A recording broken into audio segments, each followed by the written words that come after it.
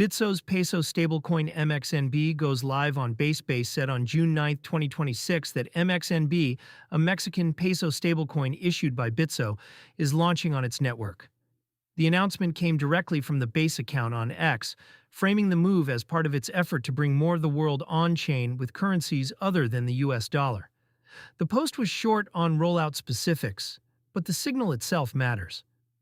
Base, the Coinbase-incubated Ethereum Layer 2, has spent the past year courting stablecoins denominated in something other than dollars. Adding a peso token from Bitso, one of Latin America's largest crypto exchanges, extends that roster into a market where local currency demand is real rather than theoretical. A dollar network adds a second currency. Most on-chain stablecoin volume still settles in USD-pegged tokens. That works for traders and for cross-border transfers priced in dollars, but it leaves a gap for anyone who earns, saves, and spends in pesos. Every conversion in and out of a dollar stablecoin carries a spread, and those spreads compound for users who move money frequently.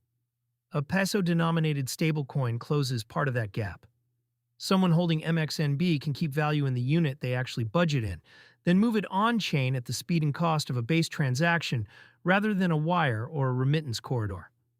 For Mexico, where remittances from the United States run into the tens of billions of dollars each year, a peso stablecoin that settles cheaply is more than a novelty.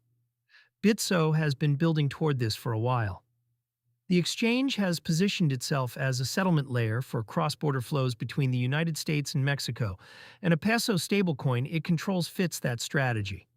Putting MXNB on Base gives it a low-fee venue with deep tooling and a direct line to Coinbase's ecosystem. The card angle for Mexican users, local currency stablecoins matter most at the point of sale. When a card pulls from a dollar balance to pay a peso merchant, the user eats a conversion spread on top of any network and processing costs. A peso stablecoin removes that specific layer for in-country spending, because the funding asset and the billing currency already match. That is the same logic behind recent peso funding moves in the card space. Earlier this month, Plasma One turned on peso on-ramps for its cards in Mexico, letting users fund directly in local currency instead of routing through USD first. MXNB on Base pushes the same idea one layer down, at the asset level, where the stablecoin itself is peso-pegged. The disclosed fee on any card is rarely the full cost. Network spreads, conversion at the moment of payment, and on-chain gas all add up. A peso stablecoin attacks the conversion piece directly.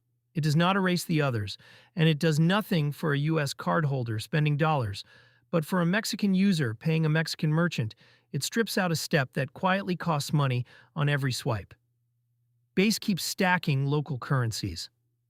The MXNB launch is one move in a broader pattern.